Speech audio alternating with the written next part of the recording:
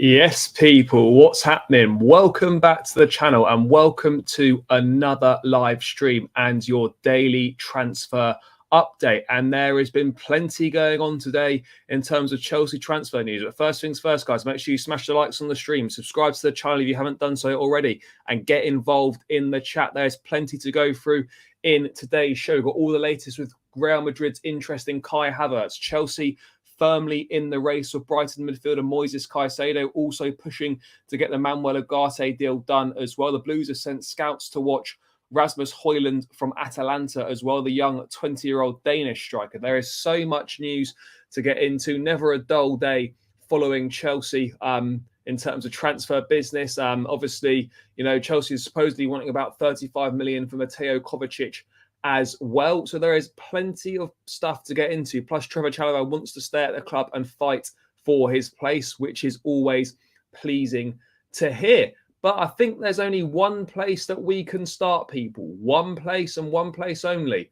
The future of Kai Havertz at Chelsea. Now, we had reports from Spain over the last day or so saying that there was kind of interest from Real Madrid in Kai Havertz. Now, I don't know if that was being drummed up because Benzema was potentially going to Saudi Arabia and now he's cleared up his future and saying that he is staying. But Fabrizio saying today that Real Madrid have concrete interest in Kai Havertz. He's one of the players on the list, really appreciated by Ancelotti. Understand Chelsea are open to discuss Havertz's exit, but they want important fee. No way for loan or anything similar. Now, it's quite interesting, that one, because you know, I'm not really sure where we're at with it, if we're being perfectly honest, because I don't think Chelsea are going to get the money that they want for Kai Havertz. You know, having paid 70 odd million not so long ago, it's going to be an interesting one. By the way, guys, can you see the screen, the tweet on the screen? Oh, there we go. Sorry, we're back in the mix now, people. I don't know what was going on there. Yeah, let me know if we're good in terms of connection and all that sort of stuff, guys, in the chat that are locked in. If you can hear me and all that sort of thing, and it's all going along smoothly, do let me know. I just had a slight issue there, but yeah, Real Madrid have concrete interest in Kai Havertz. I don't know.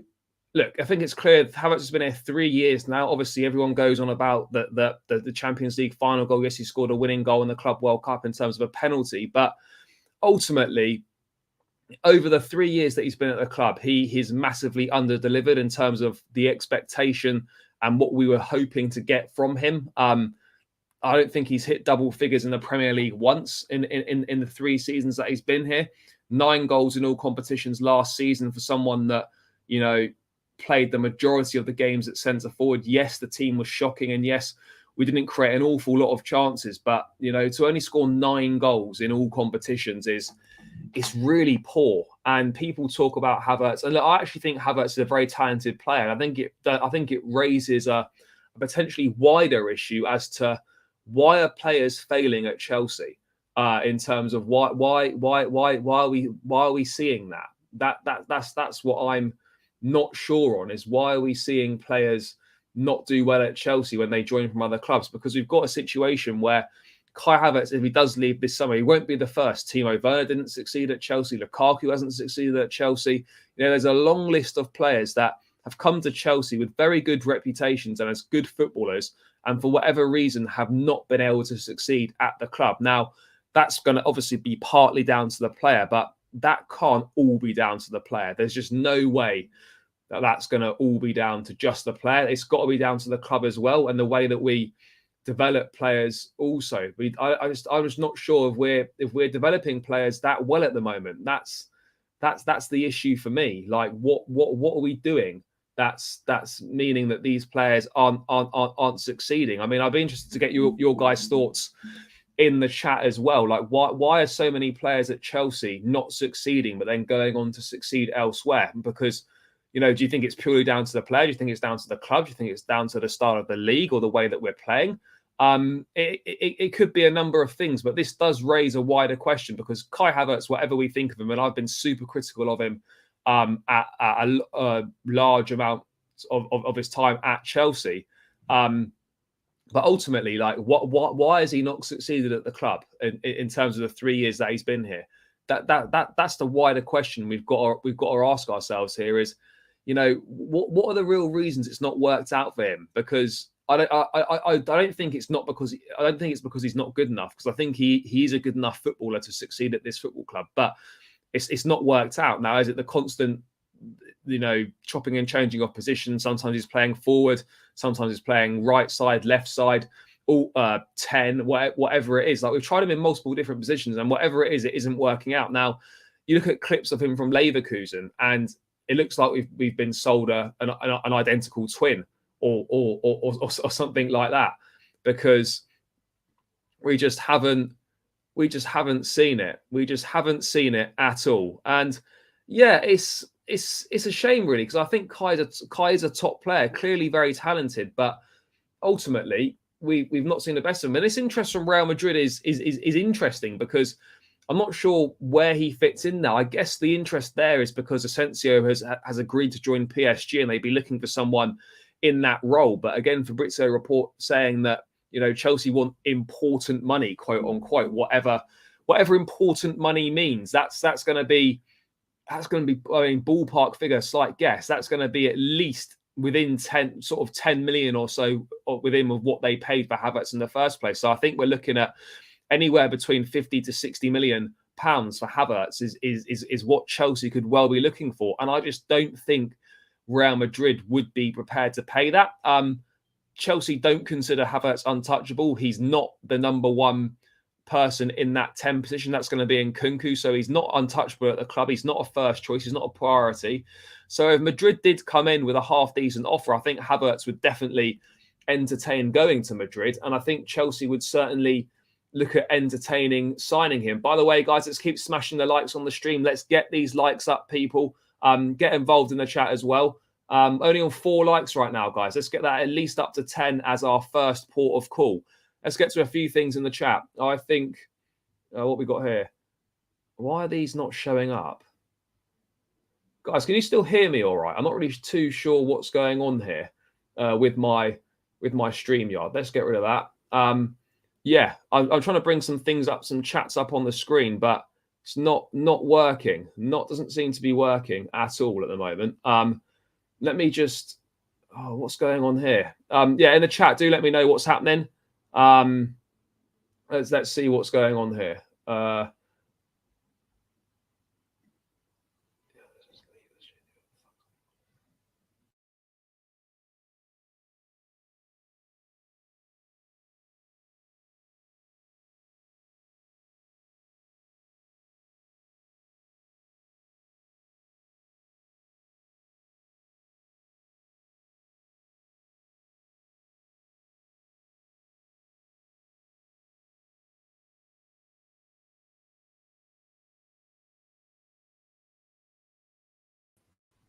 Right. Sorry, people. I think that's going to be much better now. Yeah, we're back. We're cooking again. Sorry, guys. Just had a slight technical issue there with the StreamYard. Yeah, let me know your thoughts on Havertz, people. What do you think should be happening here? Because it's a fluid situation. Again, how much money do you think is acceptable for Havertz? Peslord, big up my guy, saying about 50 million. Kai's contract expires 2025, I think. Yeah, I think it is roughly around that. So Kai has been poor. He has been poor. When Nkunku comes in, I hope he doesn't not play as a false 9 like Havertz. No, Nkunku won't play as a false 9. The plan is to absolutely sign a centre forward and have Nkunku play that second striker or number 10 position, whatever you want to call it. Yes, big up, Dav. Honestly, we have to sell him if they want him. Thanks for the Champions League, but it's time to go. Yeah, I think. Yeah, I think that's fair sentiment from a lot of Chelsea fans, and that Kai Havertz will probably be a player that will go on and be very successful at a club like Real Madrid. But ultimately, at Chelsea, the Premier League, it just hasn't happened for him. He just hasn't looked. It just doesn't look like a Premier League player. It's clearly not suited to his game now. And this is not just a small sample size. We're saying this after one season. We're saying this after 3 years now. 3 years we've been having this conversation. And it's clear for me after 3 years that if a player's not delivering on a consistent basis, they're never going to deliver on a consistent basis. 1 season you can expect for it to be difficult. 2 at a push potentially, but 3 years of just constantly under delivering for me indicates that this guy is just not going to deliver for this football club. To be fair to Havertz, I'll give him the benefit of the doubt on the first season, adjusting to a new country and getting, fair. We can give him that, but then this is 2 seasons then of complete ineptitude, complete lack of consistency, and just consistently under delivering every single time in a Chelsea shirt. And at this football club and at the top level of the Premier League as well, which we are a top level Premier League club. Obviously, last season would suggest otherwise, but we are a big 6 club. We're a massive team. You cannot have performances like that. You get away with that at a mid to lower end of the league side, but you can't be top scorer for Chelsea with 9 goals and you've played the majority of your minutes in that centre forward position. I would also agree on that. I'd much rather lose Havertz than Mount, for sure. At this point, it's better for both parties to go on their separate ways. It seems to me that Chelsea is holding Kai back and Kai also holding Chelsea back. I think Chelsea probably are holding Havertz back. And again, it was going back to what I was saying earlier on in terms of like, why do you guys think that so many players are unable to hit their potential at Chelsea? Because Havertz is not the only player to have quote unquote failed at Chelsea or found it really difficult. Werner found it very difficult. Lukaku's found it difficult. We're a long list of centre forwards that have found it really tough. Now, it's not solely all on the player. Part of it's going to be on the player for sure. But there's also going to be part of it that's on the club. And what are we doing, to try and develop these players? Because we've signed a lot of exciting young players. Not all of them are going to be a success. But why do so many not work out at Chelsea but go on and have very successful careers elsewhere? I mean, is it the pressure? I'm not sure. Is it something the club are doing? Because yes, it's partly down to the player not performing, but there's got to be more to it than that. Because we can't keep blaming every player that flops at Chelsea. Oh, it's the player's fault. When it becomes a recurring theme and so many players are doing that, I think we have to look a little bit closer to home. Ultimately, Kai's been poor and is living off Champions League goal. I would agree on that. By Vlahovic, Bayern Munich have got serious interest in Dusan Vlahovic as well, reportedly. So it could be pretty tough for us to try and get him. But I think we're definitely in the race for Vlahovic. I think Chelsea should sell Havertz. Time to move on. I agree on that. The big problem I have with him is that not even he knows his best position. But the thing is, like, Havertz has said in multiple interviews that he's happy to play anywhere across the front line. He can play all the positions. So when he says that, you've got to then go and back it up and prove that you're decent you can do a decent job for the team. And on a handful of occasions, he has done a decent job for the team. But ultimately, he's just not good enough for Chelsea. He's just not good enough for what we need and for what we require from a player playing in his position. It's just not good enough to get us back to where we need to be. Need more than £28 million to get book profit. 40 million, he's Real's. I would take 40 million for Havertz, but there's absolutely no way that the club are going to take 40 million pounds for Havertz. They just aren't. It's as simple as that. They just will not take 40 million quid for him. What else have we got going on down here? We're going for too much change in the squad selling. No, we have to sell this many players. The squad is way too big. We have to get rid of 10 to 12 players. And, there'll be some players that are kind of on the cusp. Do we want them? Do we want to keep them or do we not want to keep them? But there are certain players that absolutely have to go. The squad is way too big. It's well over 30. We need to get rid of at least 10 players. And even then, a 20, 24 man squad. Pochettino doesn't use a lot of players. So he'll be looking at a squad around around the 24 to 25 persons. So there's a lot of players that have to go. So yeah, we are making a lot of changes, but these changes have been long overdue. Dr. Phil's big up, my guy. Havertz been here for 3 years now and hasn't been that guy for us. He should go to Madrid. Yeah, look, he's not been that guy for us. It's simple as that. There's no denying it. This is not a Kai Havertz hate or Kai Havertz agenda. It's just cold, hard facts that he is massively under-delivered at Chelsea and has not been good enough and has not done what he was brought in to do. And it's 3 years now, 3 years that we've been talking about this. And we're still having the same conversations as when he first walked through the door. And if he does stay, we're just going to be having the same conversations again next season as well. So yeah, it just doesn't make sense to keep him, in my opinion. If we can get £50 million, then we absolutely must take it and run to the bank with it. There seems to be a coaching issue that has been at the club since 2004. Last time we saw a coach attacking sequences was from Ranieri. I mean, we played decent football under Mourinho, winning the league in his first 2 years. And we scored a lot of goals under Ancelotti as well in his title-winning season. So I don't know if it's a coaching issue, if it's a tactics issue, or what it is, but it's clearly that there's something fundamentally wrong as to why so many good footballers are not succeeding at Chelsea. Now, I don't have the answer to that. I don't know what the reasoning is, but it's simply we cannot go every time someone doesn't work out at Chelsea, it's the player, because the list is becoming too long for it to just be the player.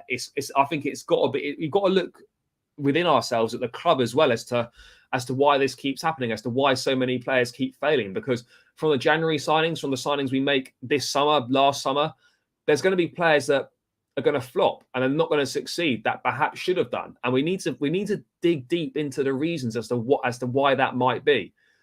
Nothing ever feels settled at Chelsea. That is hard on players year after year. I think that's also a fair point. The constant upheaval. There's never any continuity. There's never. You never know how long the manager's going to last. You know, you lose a few games and he could be working under someone else. So I get that's difficult also. I think the reason so many players fail is that we sign players from abroad where there is room to play. There's no space in the Prem, plus defences are tough. I agree. We don't often sign Premier League proven players, and I think that's something that we definitely need to change as well moving forwards, because that's what Pochettino wants, Premier League experience. We are looking at a lot of Premier League proven players, whilst also adding some of the top players from Europe as well. But in terms of Kai Havertz, for me, it's absolutely, if we can get a respectable offer and an offer that the club deems acceptable, then I think we must go for it. But you know, we do also need to be careful as well, because you think about the players that are going, right? Loftus-Cheek's almost at Milan. Kovacic close to Man City. Mount could be going to Man United. There's interest in Gallagher. Kante's not signed a new deal. That's five players potentially out the door. And, you know, that would potentially leave us with one player in that number 10 role. And we need at least two good players per position. Now, if Havertz has to stay and rotate within Kunku for that 10 position, it's not the biggest disaster in the world, but ideally you'd rather not. You'd rather have someone else. But then I don't know why, but part of me is slightly intrigued as to what could Pochettino do with Kai Havertz. But ultimately, I don't think Poch is that invested in Havertz. Like, if he has to keep him and he stays, it's not going to be a massive problem. But equally, he's not going to be that arsed if he leaves either. So, yeah. I think it's interesting. It's interesting also that Ancelotti is kind of the driving force behind the Madrid interest. You know, Fabrizio again saying that Ancelotti's a big fan of Havertz and Real Madrid really appreciate him. Havertz has been discussed in internal meetings. Now, Madrid can obviously, they've got the budget to go and sign anyone. Havertz wouldn't really be a Galactico signing, but again, with Eden Hazard 1 year left on his contract, probably going to leave this summer, if not next summer. I know he's not been a part of the team, but he'll be going. Asensio's gone. He's agreed a move to PSG. So they are in the market for a player in that sort of position. And the fact that Ancelotti really likes Havertz could be a big plus. But I think it also massively remains on, is Ancelotti going to be the manager next season? Just a Copa del Rey this season for the club. You know, fell massively short to Barcelona in the league. Embarrassed by Manchester City in the Champions League. So, yeah, I think a lot of this is going to depend on whether Ancelotti's still there next season. That's going to also be interesting, because is it Ancelotti that's driving this interest, or is there an internal appreciation at Real Madrid for Havertz? Anyway, this actually goes back to the start when we signed Havertz from Leverkusen. Now, we were able to get the jump on Madrid because we had more financial power in the midst of the pandemic, but I think Real Madrid wanted Havertz whilst he was at Leverkusen. So this isn't just like sudden new interest now. So I do think there has been a long-standing interest from Real Madrid in Kai Havertz. And ultimately, you know, if we can get the money, as I said, for him, then it probably is best that we move him on. By the way, people, keep smashing the likes. Let's get this up to 20 likes, guys. Next port of call, 20 likes. We've got 7 more to go. So if you're locked in now, if you haven't smashed a like on the stream, please do. It massively helps me out. It spreads the stream far and wide, and it's more help than you could ever realize. And also subscribe to the channel if you haven't done so already. We are on the road to 4,000 subscribers, guys. So each and every new subscriber helps, and it's an ambitious target for the start of the season, but I'm 100% convinced that we can definitely get this done, people. So yeah, keep smashing the likes and subscribe to the channel. So Havertz to Real Madrid. I'm not saying it's gathering any sort of pace or anything like that, but there's definitely interest from Madrid, and Chelsea would be willing to sell if the money was right. And that's the key thing. Like, we need to make sure that the money is right on this. And let's wait and see what happens in the coming days and weeks on Havertz and whether Madrid make a move. And it's certainly going to be an interesting one. I think it's certainly a move that Kai would be interested in. Azpi, no updates on Azpi. For me, I was at the last game of the season, and there was no indications from me that Azpi was saying his goodbyes. Now, of course, things can change in football quickly, but from what I saw, my hunch right now would be that Azpi probably will stay, but I don't think he's going to play very much. I don't really know where he plays, because James and Gusto obviously got the right back locked in. Cucurella, Chilwell, and Hall are those left back options. We've got multiple centre backs, so I don't really know where Azpi stays. Maybe he just stays and does a bit of a John Terry role, like in his last season, where he only really plays a handful of games here and there. I'm not sure, but from what I saw myself at the final game of the season on that lap of honour, there was no indications from Azpi that was going to be his last time at Stamford Bridge, unless he's just very good at hiding his emotions. The midfield area scares me. Having Enzo, Gallagher, Ugarte, and Caicedo on paper seems great, but there's no experience in the midfield. No, there's not experience in the midfield. And again, this is like, people get excited about outgoings, and yeah, great. It's absolutely brilliant that, this early into the window, we seem to be doing a lot of outgoings, a lot of players linked with moves away from the club. And that's great, because we need to get rid of a lot of players. But, we also need to be mindful that it's only good to get rid of these players if we get in quality replacements. And there's no guarantees that we are going to get these quality replacements in. It's going to be really difficult. So, yeah, whilst it's exciting at one point, it's also there's also a slight worry that you think, right, we get these guys out the door, but we need to absolutely make sure that we don't miss out on the targets we're trying to bring in, which is why it's so crucial we get Ugarte, which is why it's so crucial we try and do everything we can to get Moises Caicedo, and why it's crucial we do everything we can to get a top centre forward as well, and a top goalkeeper. So, yeah, exciting times, but also tinged with a little bit of worry that who are we actually going to bring in? Yes, we know we're locked in negotiations, but a lot of top teams all need to strengthen in the same positions, and will be going for similar players. So it's going to be worrying and nerve wracking, but it's also going to be exciting as well to see who we end up with and who obviously does end up moving out as well. It's ironic that if Kai is ever going to shine in blue, it's under Poch in that Dele Alli position. Yeah, this is the one little bit of me that's just like, I don't know why, because he's not giving me any sort of hope to cling on to in terms of that he could make a success of his Chelsea career. But I'm just like, he could be really good under Poch. He just could be.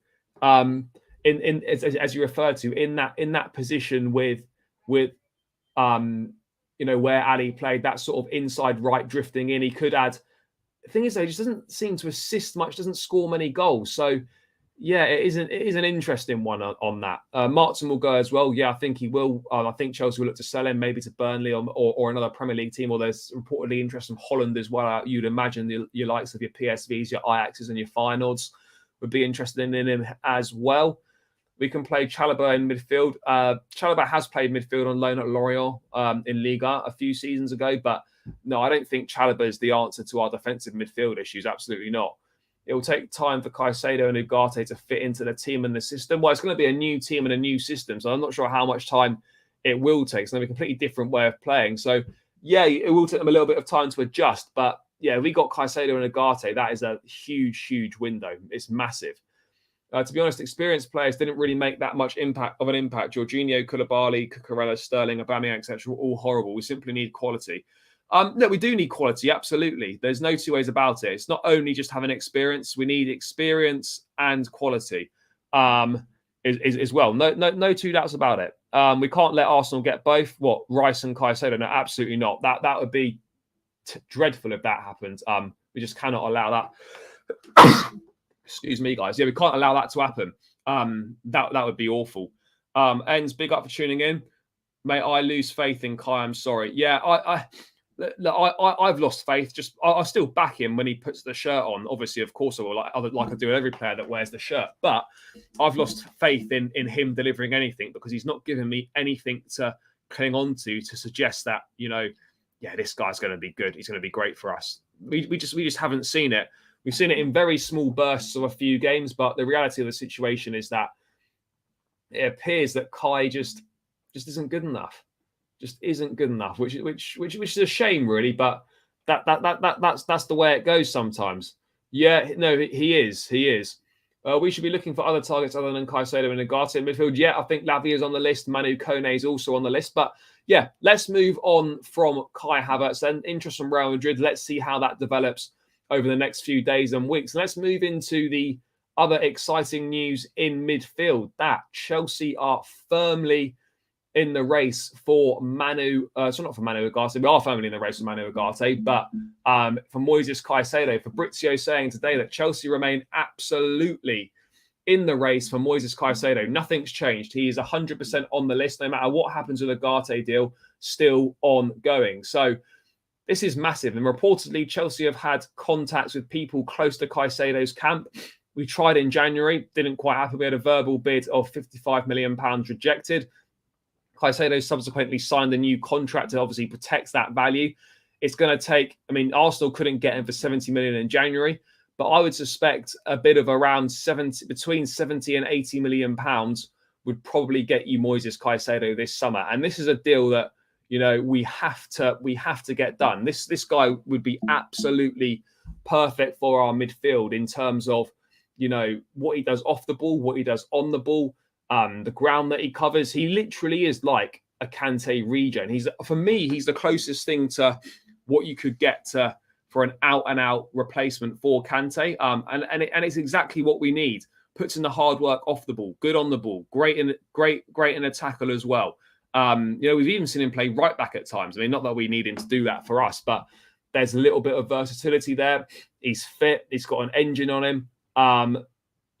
It would be a phenomenal signing to pull off. We know it's going to be difficult. We know Arsenal have got interest there as well. We know that there'll be other teams interested. It won't just be Chelsea and Arsenal. I'm sure some teams from abroad will also hold an interest. Still don't understand keeping Havertz and selling Werner. Fair enough. Werner missed a lot, but missed almost everything. But we looked a lot better with Werner in the side. Yeah, Werner was a strange one because absolutely, his end product was shocking and he was really frustrating. He did always put a shift in and the fans were endeared to him because of that. But yeah, it seems strange. Like, he got a few goals, but we did. Yeah, it's an odd one because we did seem to play better with Werner in the side, despite the fact that he was just useless in front of goal and useless in the final third. So it is a strange one. We do look worse when Havertz plays, but we've been shocking this season with whoever's played. So yeah, I guess it's tough to read into that one. Should Kante stay? Yeah, I think we should keep Kante, but if it means that we have to lose Kante in order to get Caicedo, then that's something that I would absolutely take. But we've got to be really careful not to lose all the experience out of the squad and just have these young players, because you don't win anything with just having good young players. You've got to blend some experience in the team as well. So, Kovacic is going, Loftus-Cheek at 27 was experience, also Kante's experience. You lose all those guys and you've got no experience left in the team. And you're looking at a midfield of Caicedo at 21, Enzo at 22, and Ugarte at 21 or 22. He's whatever age he is. He's one of those two ages. Can't remember the exact age. So whilst very good and very exciting, there's a big time lack of experience in that midfield. So I think we should be doing everything we can to keep Kante. Again, with Kante, contract talks have been put on hold. And I understand that the reason for that is because the latest injury that caused him to miss the rest of the season made the club slightly think again on whether we should be offering him a new deal. Obviously, with once a week, playing once a week, there's going to be a lot less games next season, might suit him better. But then you also think, well, the big question we've got to ask ourselves is, are the games that Kante's fit for, are his level of performance worth the trade-off for the amount of time and the wages and whatnot that he's going to spend sitting on the treatment table, just not playing? And I think if we can get Caicedo and Ugarte, we have Gallagher as well, we could maybe get by without him. But yeah, I do have a small worry in the back of my mind that, it's going to be tricky to keep Kante. And is it ultimately worth it if he can only give us, out of a 38-game league season, how many games do you honestly think Kante can give us? I don't even think he can give us. I think 15 games is generous for Kante to give us over the course of a 38-game league season. I can't see him giving that many more games than that at this point in his career, which is a real shame. It is a real shame. There's no two ways about it. That is a real shame if that's what it comes to. But that is where we are at right now, unfortunately. So let's see what happens with that. What else have we got in the chat, people? Kaisado would be great signing. Hope we pull it off, but no CL football's hard. Yeah, it is. But also, I think what people need to look at is that not just look at the immediate short term. Players need to look at the long term and the direction that the club's going in. And Chelsea, whilst we're not in Europe, will absolutely, for me, be back in Europe for the following season. And one season out of Europe at the age of 21, I don't think it's going to be a big deal. You've got to look at the bigger picture in terms of the project, where the club's going, the ambition. And Chelsea, and this is going to be slightly biased from me because obviously I'm a Chelsea fan, but even if you look at it objectively, the Chelsea project and where the club's trying to head is still a very, very attractive proposition, and a lot more attractive than a lot of other Premier League clubs. There's no two ways about it. If Havertz leaves, who should we buy for a replacement? Fuck knows. I don't really know. I'm sure there's some sort of plan in place. News about Gallagher came right now. Okay, I'll get onto that in a sec. We don't need a Havertz replacement yet. We need a small squad this season, and Nkunku and Carney will be fine. We could even play Carney further forward. If for whatever reason there's a big U-turn in events and Mount ends up staying, then Mount can go in that position as well and rotate within Nkunku. So I don't think that's too many issues there. Azpilicueta from Porto in Canada, a beast of a player. We should think about him, mate. I'll be honest, mate, I've never heard of him before. I don't know anything about him. Plays for Porto, as in Porto in Portugal, or is there a Porto in the Canadian league? Or you mean MLS? Because Canada haven't got their own league. Canada plays part of the MLS, don't they? I'm not sure who that player is.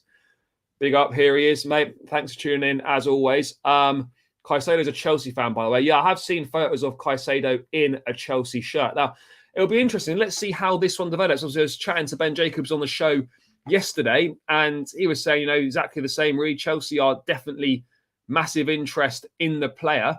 And obviously for Arsenal, they're in a slightly more tricky position, purely based on the fact that they've already bidded £70 million in January. So they're going to have to go back in with a minimum of £70 million in the summer, possibly more, because Brighton will just be like, well, you offered 70 in January and a year left on less years left on the contract. He's now signed a new contract with multiple years left on it.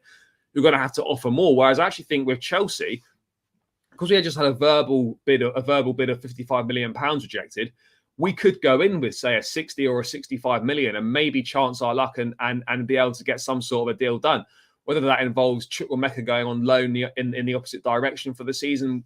There have been reports saying that Brighton do hold an interest in Carney. That could be something we may potentially look to do. I'm not sure about it. Porto. I've never heard of this guy before. I'll have to try and take it out. We need a new goalkeeper. Can't compete with Kepa and Mendy for trophies. No, we do need a new goalkeeper. Absolutely. I think Mendy's fully on his way out of the club. Kepa, I don't think we're going to get anyone to take him on the wages that he's on. So I suspect he'll be here next season. Whether he'll be number one is a totally different question. But absolutely, in the long term, if Chelsea are going to challenge for those big trophies, then we absolutely have to do better in the goalkeeping department. No two ways about it. Off topic and non-Chelsea, what did you make of the scenes post Europa League final? I hate refs, but that was yeah, look, absolutely. I mean, whatever you think of referees, you cross the line as soon as you start being physically abusive towards them and their families. It's a tough job to get right. What I would say is, like, in isolation, the actual performance of Anthony Taylor was shocking, and he's done this on a consistent basis. Chelsea fans will know a number of games that he's refereed for the club where he's been absolutely shocking. I don't think he's not a good referee at all. I don't know how he keeps getting these games, but yeah, absolutely do not endorse any of that, or any of those scenes that went on at the airport. In terms of Jose's comments, he's done it before, and I don't think it certainly whipped up a bit of a hatred amongst the Roma fans, but in my opinion, you cannot tell me that if Jose hadn't waited in the car park and said what he said to Taylor, that Roma fans wouldn't have been irate with him anyway. I don't think it's helped, but I don't think you can solely blame Mourinho's comments for the fact that those fans tried to attack Taylor in the airport. Yes, they're not helpful, and yes, it's provocative and whatnot, and it induces and incites hate potentially, but you can't solely blame Mourinho's comments for what happened to Taylor in that airport. Roma fans were incensed with him anyway. They didn't need Jose's comments to then decide to be enraged. But yeah, absolutely, the whole thing was ugly scenes, totally uncalled for. But ultimately, Taylor shouldn't be getting these big games as a referee. You know, we need to differentiate between the two. What happened to him, absolutely disgraceful and unacceptable. But also, what is also equally as disgraceful and unacceptable is his refereeing performances on the pitch on a consistent basis. He shouldn't still be getting those big games, and that's another debate to be had. But yeah, it was totally out of line and totally unacceptable. In regards to that, he's a terrible ref, absolutely. Anthony Taylor referee. You know, he shouldn't be reffing at the top level. He's not good enough. Constantly makes mistakes. But yeah, let's get back to Moises Caicedo. It'll be interesting to see when Chelsea look to move on this. Are we waiting to wrap up Ugarte, or are we just kind of biding our time, seeking out intermediaries? This would be a big deal. And, you know, you'd like the bulk of your summer business to be done by the time the team meets up and jets off to America for the pre-season tour. You ideally don't want players joining kind of partway through pre-season. It's disruptive, and it's not, for me, it's not conducive to getting the best outcome. But at the same time, if we have to wait to near the end of the window to get Caicedo done, then we have to wait. I'm prepared to wait for as long as it takes. I really am. If we have to wait to the end of June, or we have to wait to the end of July for Caicedo, let's do it. Whatever it takes to get this guy, because I really believe he is that good. And the fact now that Declan Rice seems virtually completely off the table for Chelsea, we have to get Moises Caicedo, in my opinion. You know, we can't afford to miss out on both Caicedo and Rice, because that leaves us in a very, very tricky situation. Do we really need both Caicedo and Ugarte? Poch will play 4-2-3-1, which only utilises 2 DMs. No, I think we do need them all. You've got to have strength in depth and quality in depth. I mean, look, Caicedo and Enzo wouldn't be able to play every game. Ugarte and Enzo wouldn't be able to play every game. You need multiple options in that midfield. You need 4 or 5 central midfield players to cover off a season, in my opinion. So we do absolutely, whilst there might only be 2 in the starting 11, injuries, suspensions, rotation, changing games. You know, these are all things that add up, and you need a pool of about 5 midfielders. So for me, if we're looking at next season, in an ideal world, we're going with Enzo, Ugarte, Caicedo, Kante, and Chukwuemeka. Those would be my 5, and I'd get rid of Loftus-Cheek, I'd get rid of Gallagher, I'd get rid of Kovacic as well. But let's wait and see. Not sure 4-2-3-1 is a confirmed thing. Football has evolved, and Poch can't come in with the same idea/tactics. Look, it'll be a variation of a 4-2-3-1 or a 4-3-3. I think that's clear. And ultimately, in modern football, you've got to be tactically fluid in multiple systems. So yeah, gone are the days where you just have a set system and you do with it. You're one system in possession, you're another system out of possession. You've got to be comfortable in multiple formations. So yeah, or multiple systems. So yeah, for me, I don't think 4-2-1 is definitely a confirmed thing, but that's what he likes to do. I think Kaisado will pick Chelsea over Arsenal, because I think the Chelsea project is better, of course, but we don't know what else comes into players' thoughts. By the way, guys, keep smashing the likes. Let's get these likes up, people. Only on 18 likes. Let's get this to at least 30, guys. So keep smashing the likes. It really helps me out. It spreads the stream to more people, gets more people aware of it, brings more viewers in. So yeah, just hover over that thumb button, just give it a click. It's free, it takes seconds, and it really helps me out. Let's get this up to 30 likes. And more importantly, guys, make sure you hit that subscribe button as well.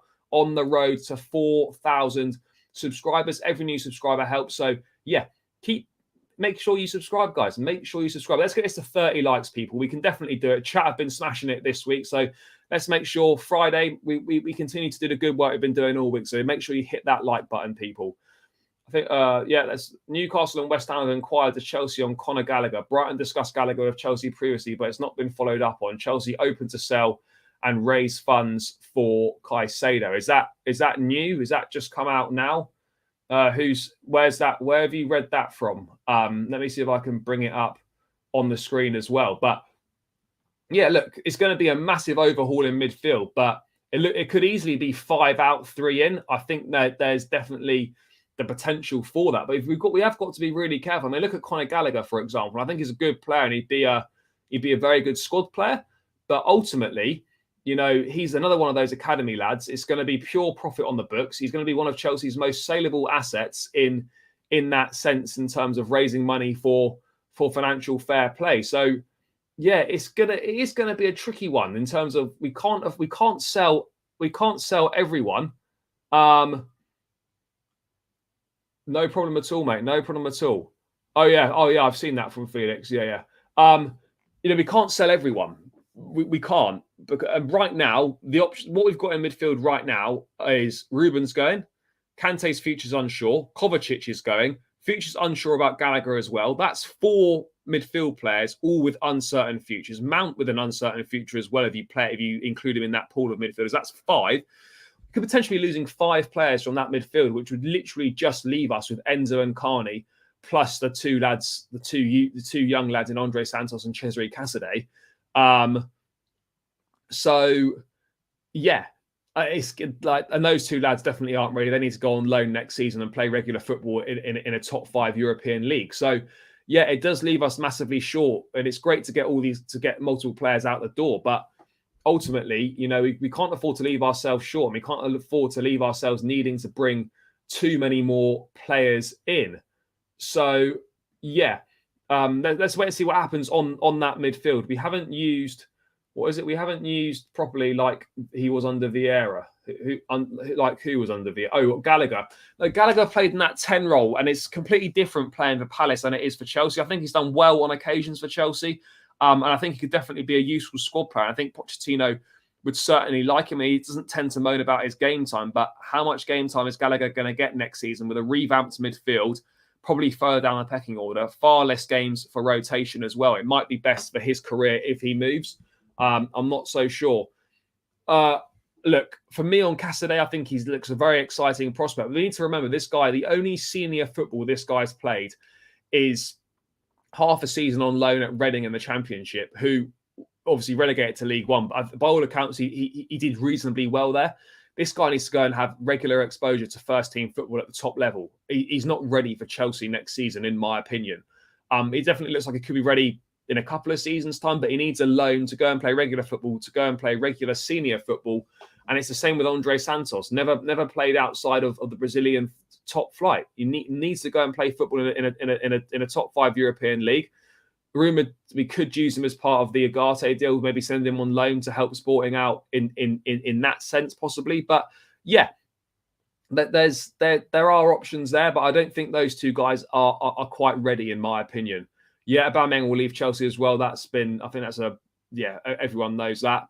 If the squad wasn't bloated, Gallagher would probably stay. No, he probably would do. But again, he's one of those players where, you know, we need to raise funds, 100 odd million by the end of this month. So yeah, that's kind of where we're at in midfield. In terms of Manuel Ugarte, there's been new contacts between Chelsea and Sporting Lisbon today. Manuel Ugarte wants the Premier record in Portugal reporting. Manuel Ugarte wants the Premier League. What is at stake now is a last effort from Chelsea to bring the proposals closer and make his dream possible. Now, the reports that Chelsea had only offered 2 million and PSG had offered 5, a slightly wider the mark. Yes, there is a gap in what's been offered, but Ben Jacobs saying from his understanding that he understands that PSG's offer is not 5 million. It's more likely to be closer to 4, about double what Chelsea have offered. But there is obviously still a discrepancy there. Chelsea perhaps will have to slightly up their offer, whether it's the 2.5, whether it's the 3 million. But again, you've got to take what Chelsea's offers are with a pinch of salt, because that's base. But obviously, if you do well, personally, you do well, the team does well, then it's incentivized contracts to earn more. So that 2 million, if you qualify for the Champions League, could become 3 million a season, for example. It just all depends. But Chelsea obviously really pushing hard to get Ugarte through the door.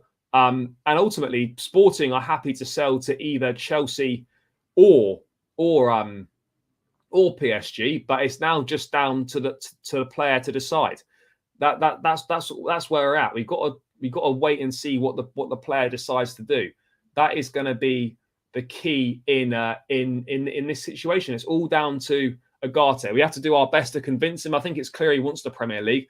We just have to make our financial proposal attractive enough alongside everything else to make sure that he does pick the club. Something spent this long on this deal. I mean, it probably isn't that long, but it feels like a long time.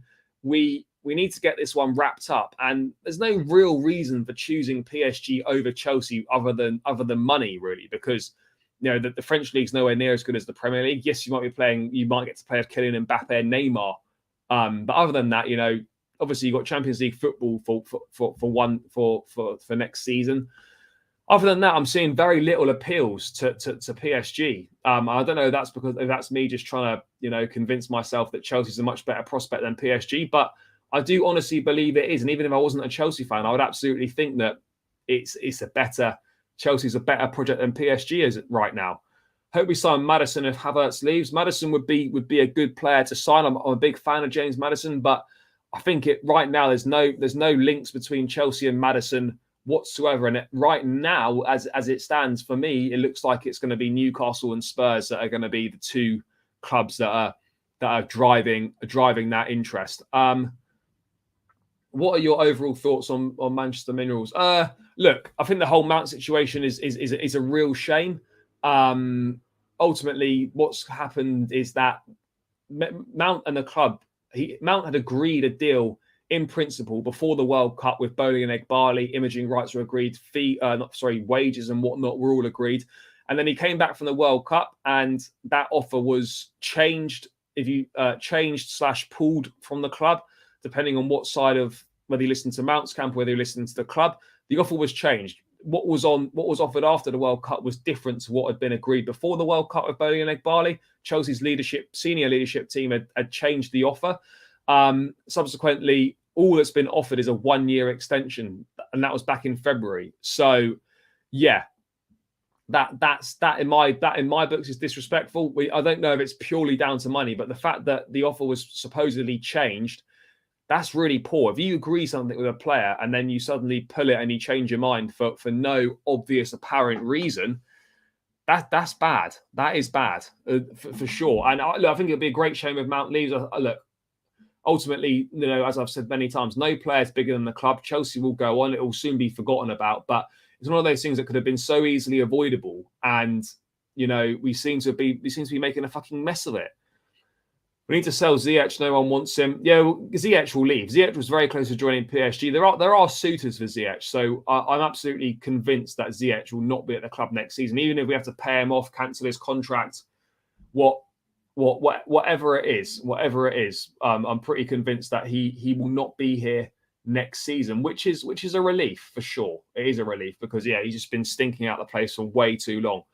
Yeah, that is the dream. Imagine that in a 4-3-3. Caicedo or Ugarte holding, Caicedo and Enzo pushing forward, or Caicedo holding with Ugarte and Enzo pushing forward. And imagine having Kante as a rotation option there alongside a Lavia or maybe a Manu Kone as well.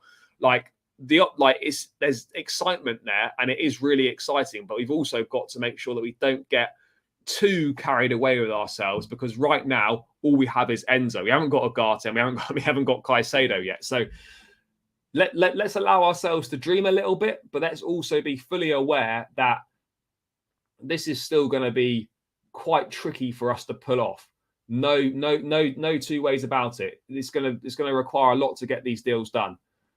I'm more drawn to Ugarte over Caicedo personally. He's more aggressive, which is what we need. We need both of them. We need both of them. We cannot just go into the next season having signed Ugarte in midfield and that's it.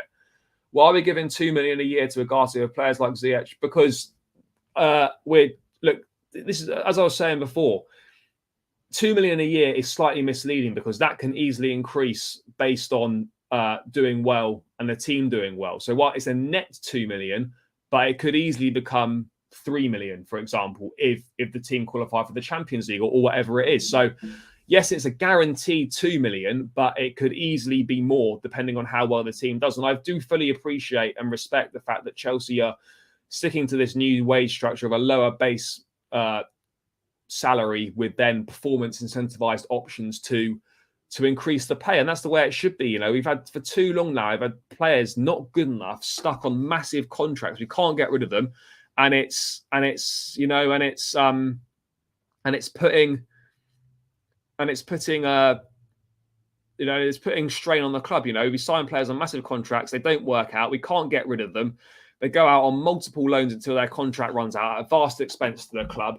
And then we just go in a vicious cycle, which is why another good thing that I'm pleased to hear is that the Chelsea are going to drastically scale down their loan operations now, where if you're not good enough or you not seem to have a future at the club, you will be looked to be sold on a permanent basis. You won't be going out on loan after loan after loan.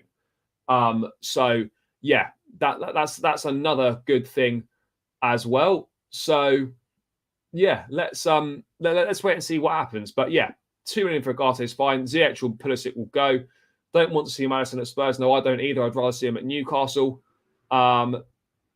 No problem, my guy. I appreciate you tuning in as always. Had to bring new players in before pre-season. Yeah, of course. No, goes without saying. Offering a low base salary player won't come. We could offer him 3.5 with bonuses. Yeah, I trust Chelsea to get this done. They're pushing. I'm sure we'll come to an agreement. And I do feel confident on the Ugarte front that Chelsea can definitely get something done. So. Yeah, I don't have too many worries here, but there's always a slight niggling thought in the back of your mind where you think, shit, he could potentially choose PSG over us for whatever reason. But there's a lot of uncertainty around PSG as well. The project's not that great. Who's the manager going to be? Is it a club's, like, if Gaultier goes, is a new manager that comes in, is he going to want Ugarte? Like, there's a lot of things up in the air there as well. By the way, people, let's keep smashing the likes. I know I've mentioned it several times before, but we are only on 24 likes. Let's get this to a minimum of 30 likes, guys. We can easily get this done. Let's keep it moving. Takes seconds and it massively helps me out. And whilst you're at it, keep subscribing to the channel as well. Did you see Felix tweet we might actually be getting rid of Havertz, Mount and Gallagher in the same window? Yeah, we might be, but a lot has to happen for that to take place. Now, Havertz, Chelsea would have to take what would be described as Fabrizio by important money. I think we're talking minimum £50 million, probably closer to 60. Mount is what, like, if he does go, there's a year left on the contract, so we're looking at between 50 and 60 million pounds for him. And then Gallagher, you think maybe around 40 million pounds, but you know. Those players have got to want to go. The clubs have got to agree. If they then got to agree in terms of the club, so there's a long way to go. Whilst there's interest in all three players, and all three players' futures are uncertain, there's a long way to go from them definitely leaving to definitely say that. Do you think Ugarte will make his final decision before? I have absolutely no idea.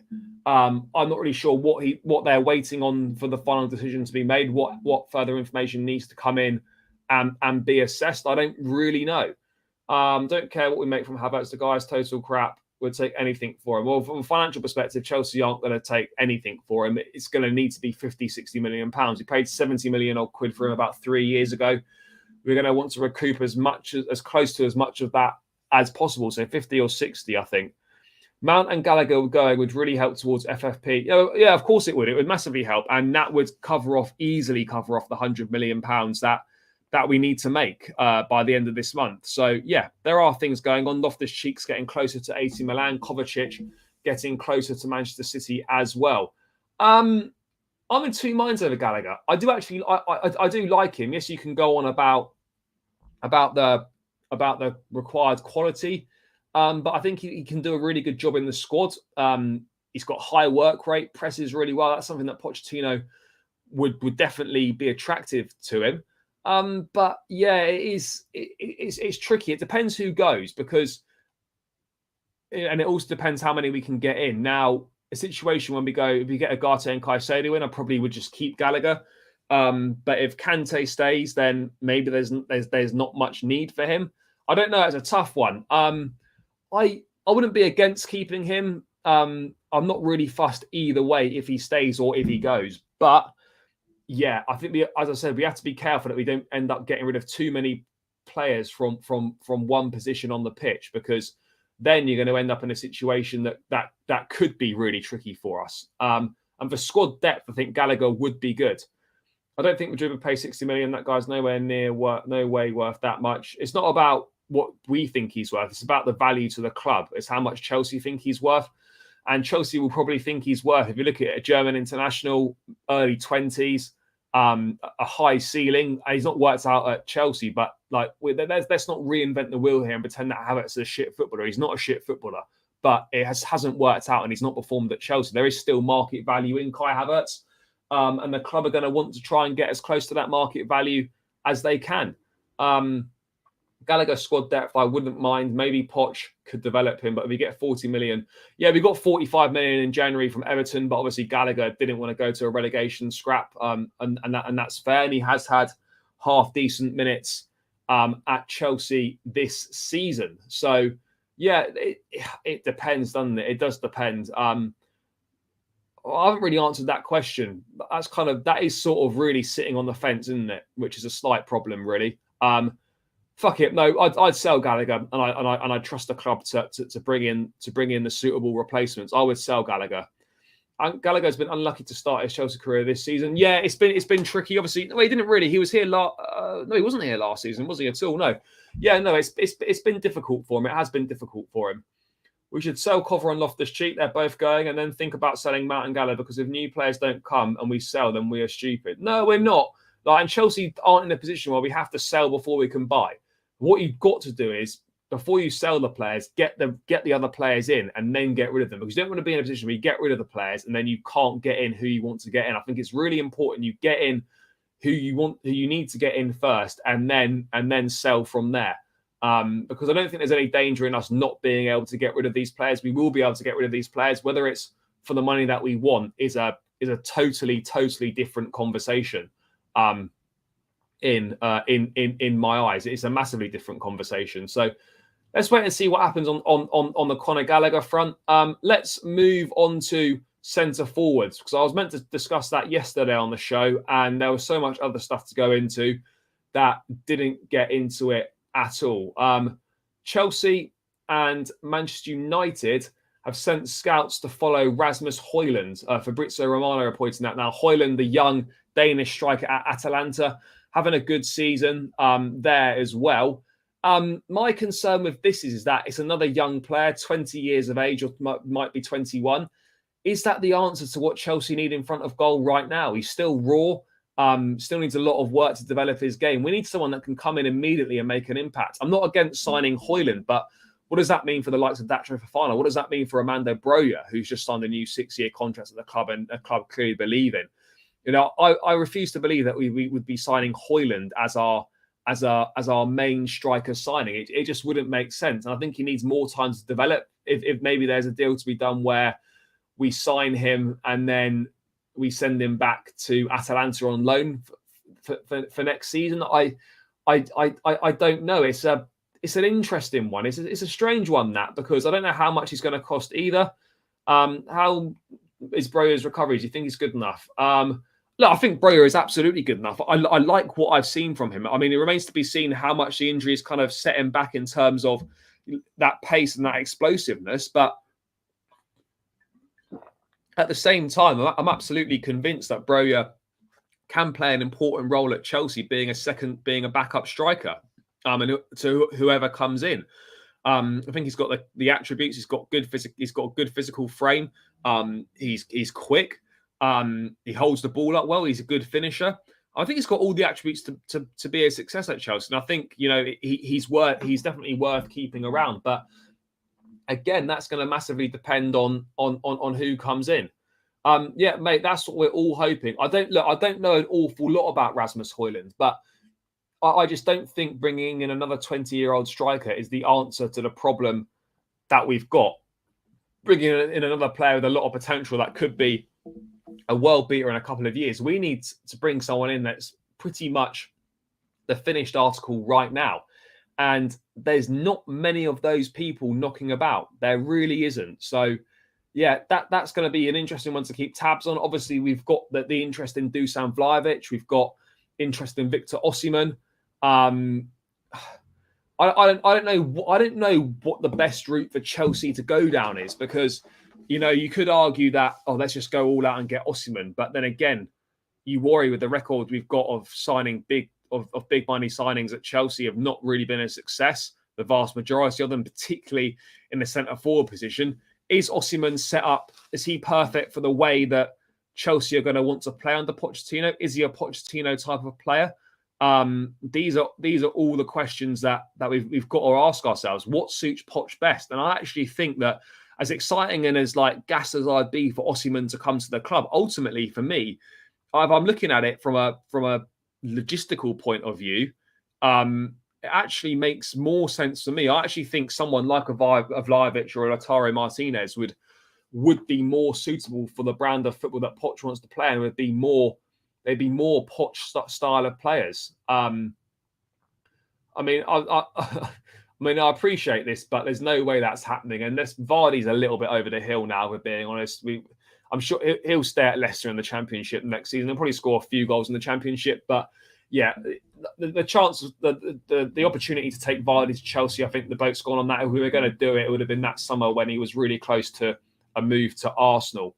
But yeah, the centre forward market, as I've said on streams before, the centre forward market there's not a lot out there in terms of top players. You're looking at Osimhen and Kane. Kane's not going to come to Chelsea. As much as we'd like to believe it, as much as we'd like to think that Pochettino signing for the club would increase our chances, it's probably increased our chances from nothing to maybe like 0.01%. So yeah, it's going to be that you've got Osimhen, you've got Kane, then you're looking at Vlahovic, Martinez, maybe Rasmus Højlund.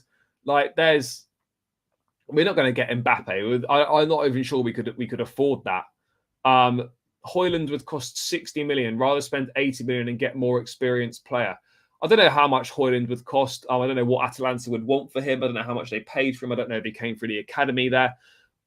I like him. He's a good player. But as I've been saying, you know, it's not signing another young striker is not the answer for Chelsea. It's not what we're looking for right now. It really isn't. People, we are now on 30 likes. 30 likes. Great job, team. I'm going to go for probably another 10 minutes or so, and I've got to jump on another show. Let's try and get this to 40 likes before we round this one out, guys. Appreciate each and every one of you in the chat. Big up yourselves as always. Let's get this to 40 likes and subscribe to the channel as well. If you are new around here, I would greatly appreciate it, people. I'd massively appreciate it if you could also do that. So let's get this to 40 likes, guys. Let's keep smashing that like button. Caicedo or Rice or Ugarte, who would you prefer? If I had to pick one, I'm not going to hide it. I like them all. Rice would be my guy, and people will be like, "Oh, English bias this, English bias that." I just love him as a player, and I think he'd be perfect for us. But equally, if it had to be one, it would be Rice or Caicedo. I don't think Ugarte is good enough to just be the one. I'd love all three, but in reality, I think there's only chance of us getting two, and that would be phenomenal if we could get two. But yeah, I mean, Lautaro Martinez. Maybe one, Mbappe's not going to come to Chelsea. Two, I don't think we can afford him as well. Yeah. I subscribed and pushed likes, but your pronunciation is really difficult. As in, you can't understand what I'm saying, or what? I appreciate you tuning in. Apologies if you can't understand me. I presume you're not from the UK, but I appreciate the love anyway. Thank you for subscribing, and thank you for hitting the like button as well. No, I won't boo. No, if Mount signs to Man United, I won't boo him when he comes to the bridge next summer. No, I'm not about booing players that have. That's not for me. People have a right to express their opinions, but I personally won't be doing that because I respect what he's done for the club, and we'll leave it at that. I'm not going to boo him. No. We can dream, of course we can dream, but yeah, there's no links. I mean, it'd be more likely for Chelsea to get Neymar, which I don't think would be a good move either.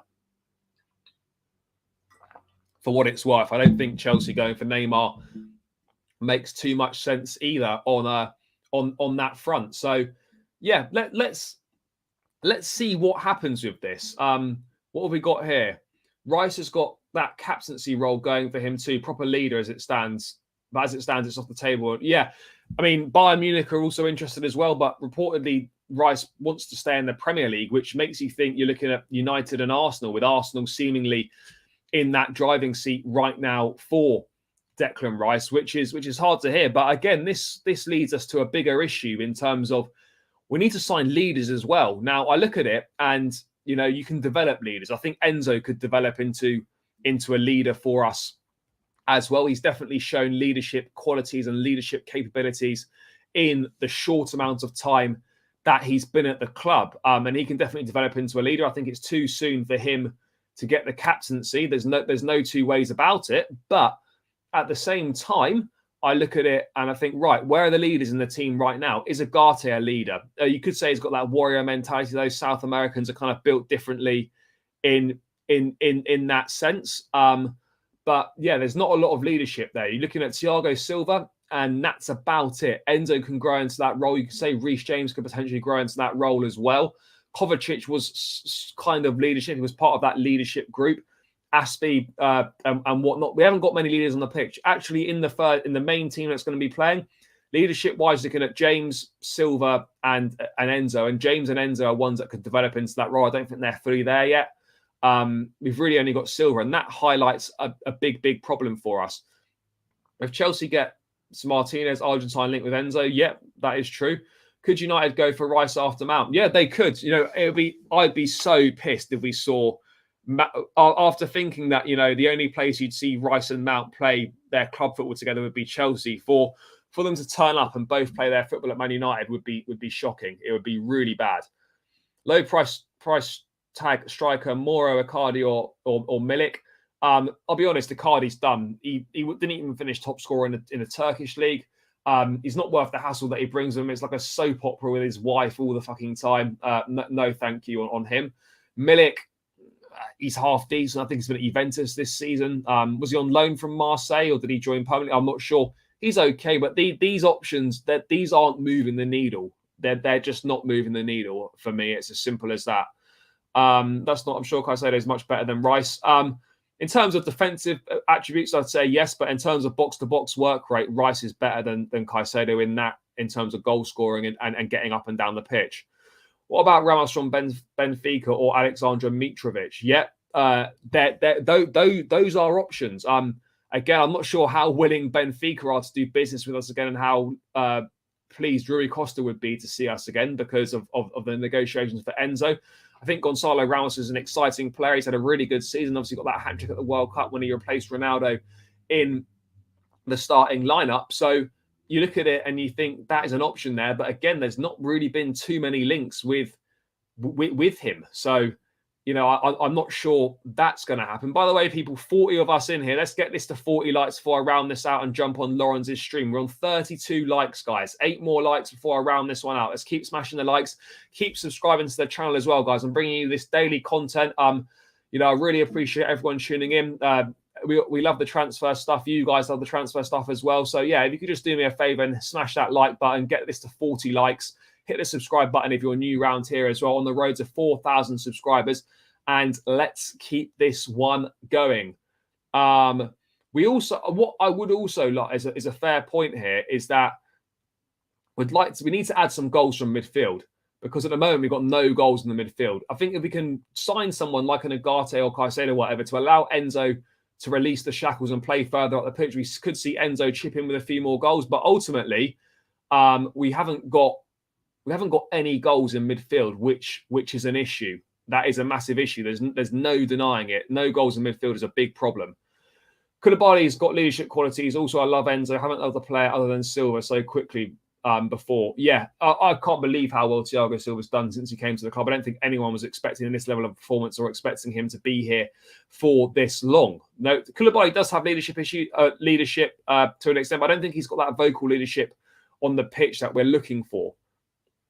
As Rice is not an English guy, his price, I think that's a bit harsh. I think if Rice wasn't English, he'd still be perhaps not worth as much as is being reported, but he'd certainly be worth a decent chunk of money. No two ways about it. Just going back to this point on Mitrovic, again, another decent striker. And this is the kind of the dilemma that Chelsea have got in the striking department this summer. Do we roll the dice again and go with a big money centre forward signing, or do we think, right, let's be a little bit more sensible about this. Let's maybe go for someone not quite as good or not quite as, expensive or whatnot.